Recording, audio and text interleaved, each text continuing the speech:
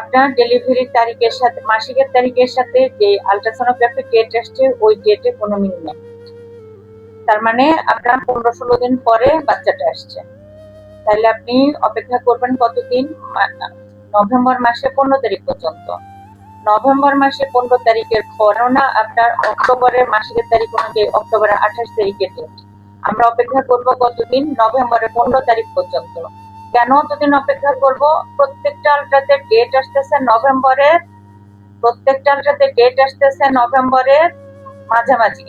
অতএব হচ্ছে অক্টোবর থেকে নভেম্বরের মাঝামাঝি এই সময়টা আপনি বাচ্চার নড়াচড়া খেয়াল রাখবেন। ঠিক আছে? বাচ্চার নড়াচড়া খেয়াল রেখে যদি 15 তারিখ পার হয়ে যায়, 16-17 তারিখ পর্যন্ত অপেক্ষা করবেন, তার বেশি না। হ্যাঁ, তখন আপনি হচ্ছে 17 তারিখের দিকে বা 18 তারিখের দিকে চলে আসবেন। এসে আমরা হচ্ছে বাকিটা হচ্ছে তখন ব্যবস্থা নিব। ঠিক আছে?